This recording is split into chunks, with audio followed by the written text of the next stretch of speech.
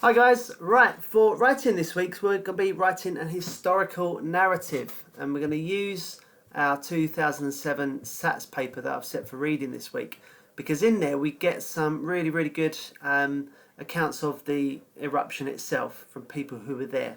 Okay, so we're going to use the accounts of this dude, Pliny, because he was there and I wasn't, and because we can use that historical source, we can therefore also use the vocabulary to make it sound like we were the experts and we were there.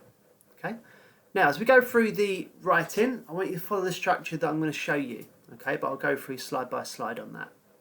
We're going to write in the first person, so we're going to put our reader there with us. We are the main character. Okay. We're going to make choices. So at some point in the story, you need to make a choice of what your character decides to do. Okay.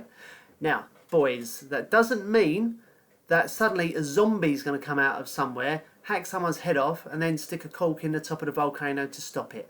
That's not going to happen. Okay? But we'll talk about the choices a bit more in a short while. And of course, you need to punctuate. Okay? And again, I'll talk about my expectations for that in a moment. Okay, when you're ready to begin, go to the next slide. Right, first things first, we're going to need to know what we're writing. So we're going to write a story based in Pompeii. Now, I've gone with the title of Escaping Gentle Mountain. I chose that because I heard that Vesuvius at the time was called the Gentle Mountain because the people who lived there didn't expect that it was ever going to go off. It rumbled from time to time, but they never expected it to really erupt like it did. And plus, we've got that kind of juxtaposition between escaping something gentle. Why would you escape something gentle? Okay. Anyway, our setting is AD 79 in Pompeii, and it's shortly before the eruption. Okay, so we're going to meet our characters going about the daily business just as the volcano is about to kick off.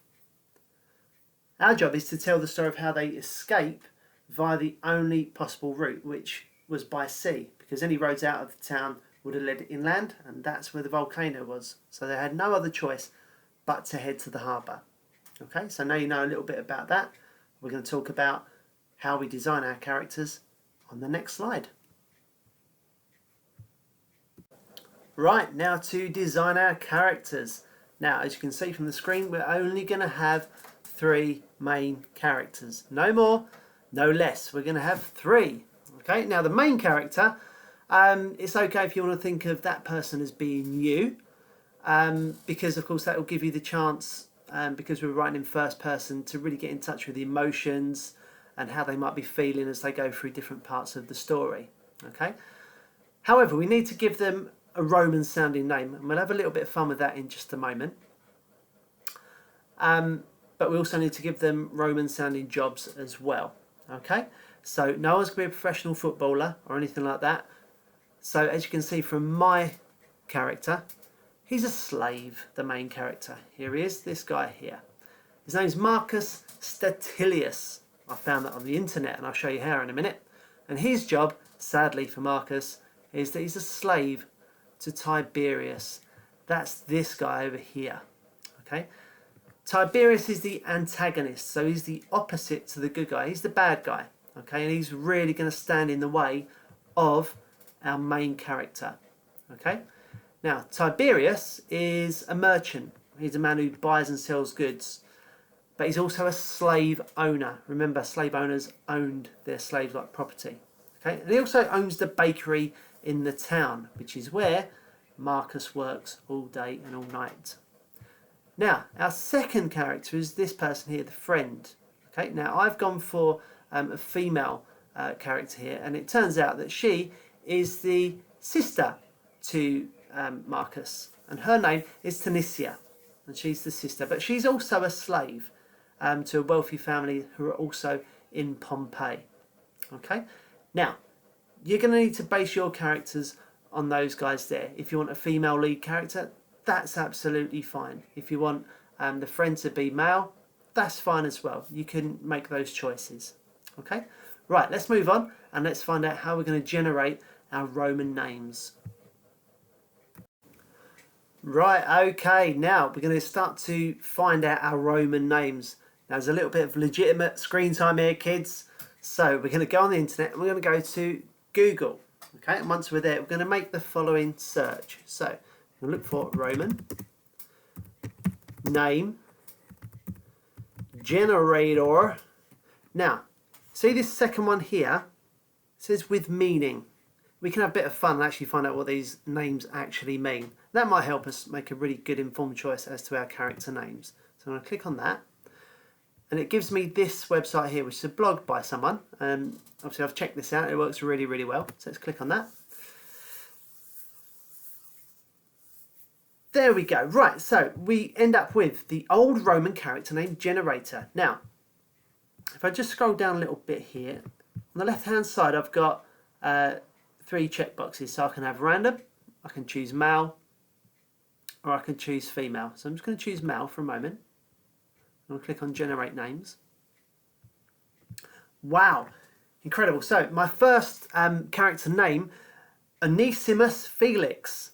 Okay, and his first name means profitable, useful. Wow, that's a good name for a slave, I guess. Third one down, Darius Balbus, means possessing of wealth. So that might be a really good character name for our slave owner, okay, because he'd have had a lot of wealth. Let's try the female, see what happens. Calypso Senator, that's incredible. It sounds like a kind of Bond villain. Okay, she who conceals. Oh wow. Okay, Rosalia Cordex, meaning rose, or Laura Nasica, meaning sorrowful. So have a little play with these and see what happens. Have a look at those meanings and then choose which name you really want to assign to your characters. Okay, and once you've done that, then you're ready then to move on to the next slide.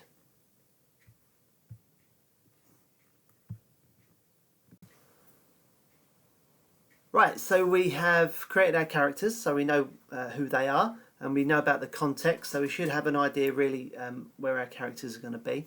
Just want to explain the sheets that you've downloaded. So we've got the model, which is this one. So on that sheet, I've written a version of the story for you to look at, and you can use that as kind of a frame for your own writing. And then you've also got a planning sheet as well, okay, and we'll talk about that in a short while.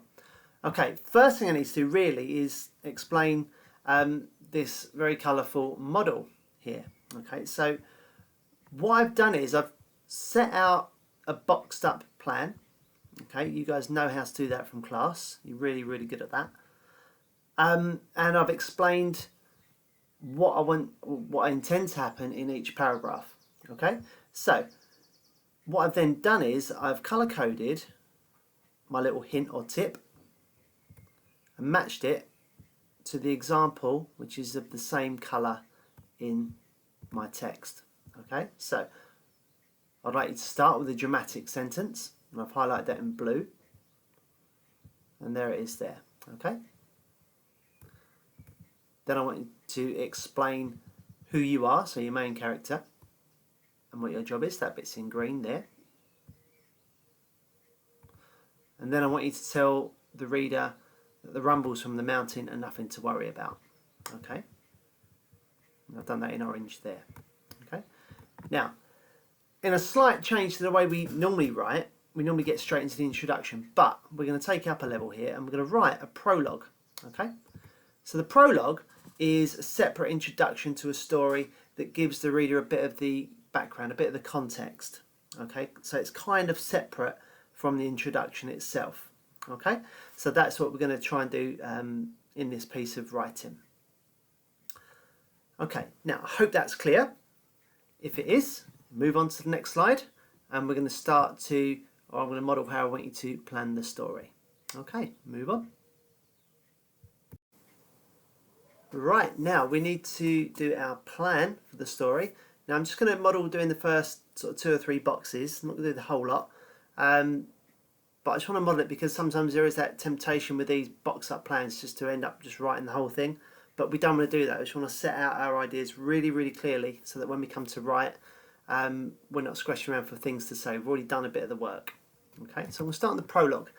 Now, it says begin with a dramatic sentence. And you don't have to choose that just now, but just get a couple of ideas down, really. Okay, so I'm going to kind of mimic the one I did in the model. So, I don't know, I was there when Gentle Mountain became angry and vengeful. Okay, gives it that kind of real impactful, dangerous kind of opening. Okay, remember, it does need to give the reader a bit of a hint that there's a lot of danger in this story. Okay, so if we open up with something like, oh, I was sitting around having a lovely cup of tea, that's not really going to set the right tone. Okay, so there we go. I was there when Gentle Mountain became angry and vengeful. Okay, I can see an opportunity for some alliteration there. So I was there when the Gentle Mountain became the vengeful volcano. Okay, now I don't have to use both of them, I probably won't. Okay, but I'll make that choice a little bit later. This is just to get some ideas down. Okay, now explain who you are and what your job is. So let's imagine for a moment you've been on that name generator and you've come up with this name, Americus Corvus. Okay, I chose that one because it means hard working. So that's my slave character. That's his job. Okay, and he actually works in the hypocaust, which is the bit underneath the building. Believe it or not, the Romans had central heating. Okay, so they had a poor fella who had to go down there and keep the fires underneath the building going to keep it warm. Okay, there we go.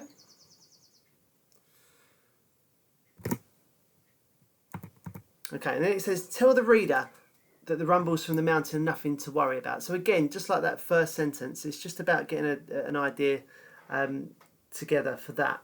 Okay, so you might want to say something like, there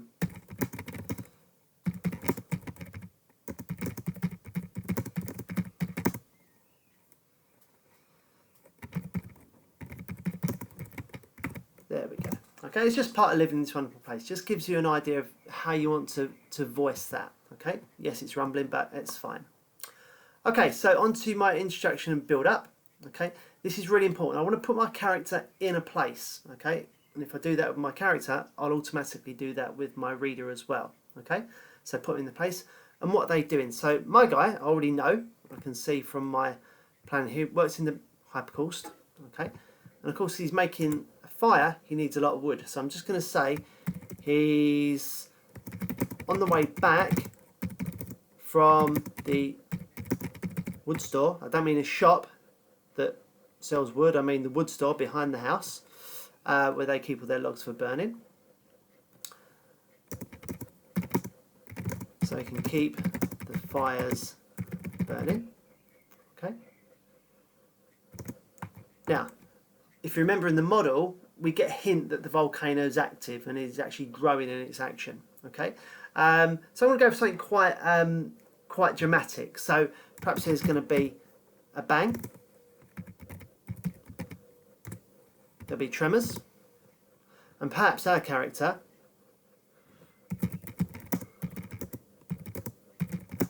we're knocked off our feet.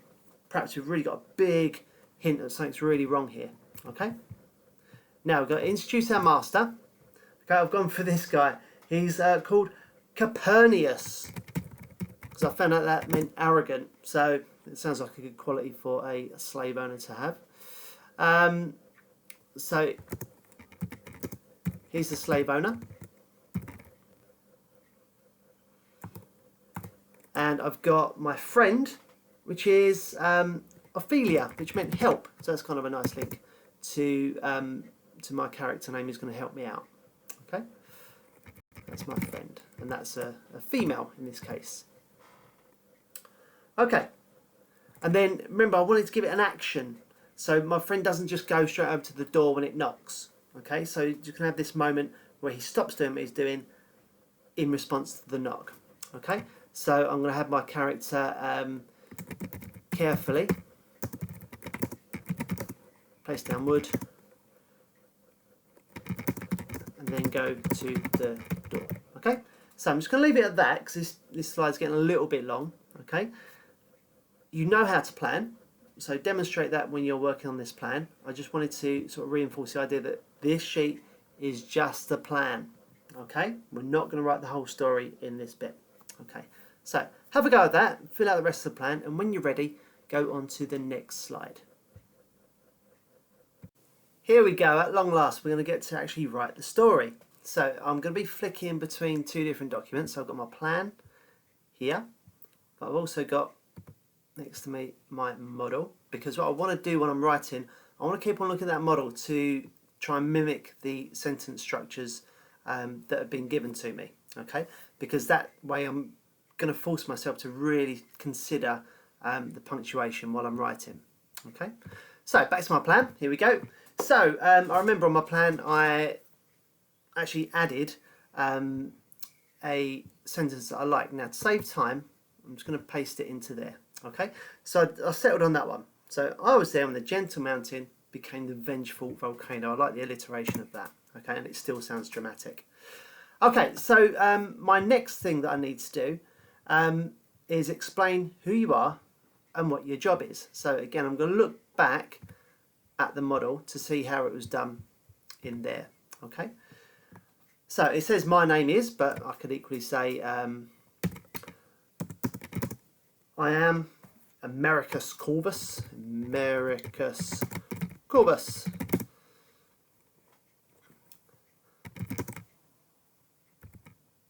And I am, or was, so I've got that parenthesis there with the commas. I am, or I was, a slave to Copernicus.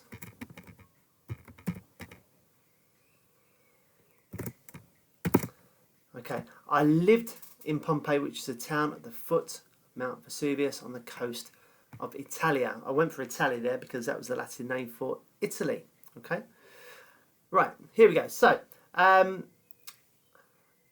not going to say I lived because that sounds a bit luxurious for a slave. Okay, so I existed in Pompeii by the coast of Italia at the foot of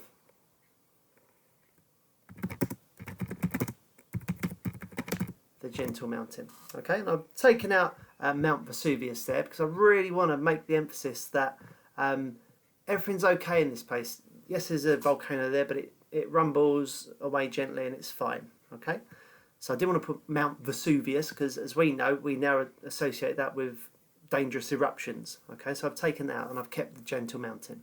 Okay, next thing I need to do, it says, tell the reader that the rumbles from the mountain are nothing to worry about.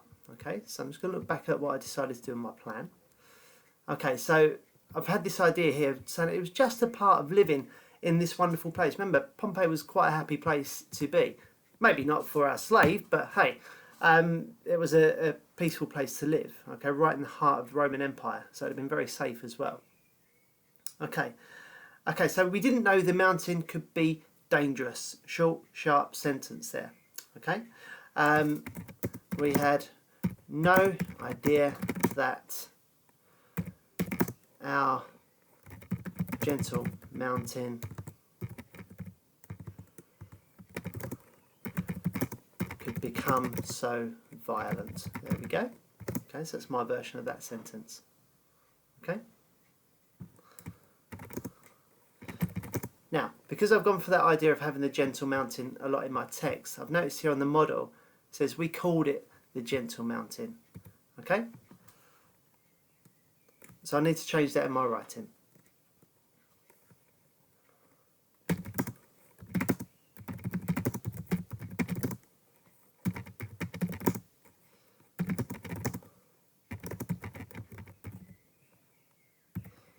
Okay, so we called it the gentle mountain because it was so peaceful. Now, next bit, I've got this bit here. It says, one day the mountain began to grumble and groan. I've got a little bit of alliteration in there. But we carried on about our business and life and carried on as usual. Okay, so let's innovate on that a little bit. Okay.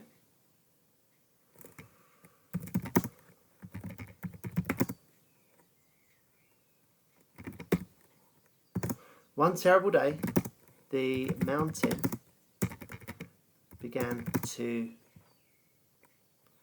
shake and shudder. But we thought nothing of it.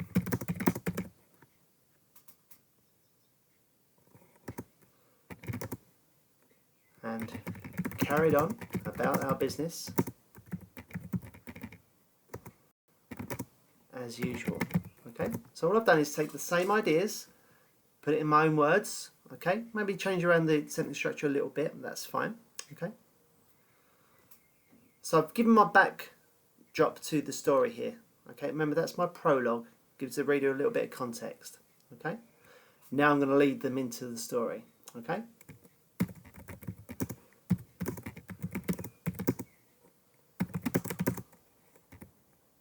of how I don't want to copy it exactly. Here's my story of how I made my escape. Gives it a bit more action from the gentle mountain. Okay. Right, so I'm just reading back. You can see a couple of typos, so I want to get them sorted out pretty quickly. Okay. Now we'll take out the there, okay, because then that gives it an actual name. That's the thing, okay, from gentle mountain. Okay, so it now becomes a proper noun, so therefore I need to punctuate it accordingly. Okay. Right, I'm going to leave it at that point, guys, okay, because otherwise you're going to sit and listen to me for God knows how long. It'll be like a real lesson, and that'd be no good. So, you can see how I've gone about that. I've continually flicked between my plan and the model. So I'm really keeping in mind the ideas that I had, but I'm also kind of matching them up to the general flow of the model that I've been given. Okay, so what I want you guys to do is write me your story. Okay, if you can, possibly do it in Word. Okay, that way your mums and dads can email it in. Okay, they can send it to the admin address, and I would love to read some of your stories. That would really, really cheer me up. Okay, right then, enough from me. I'll let you guys go and enjoy the rest of your day. Good luck, and I hope to read some of these soon. Bye.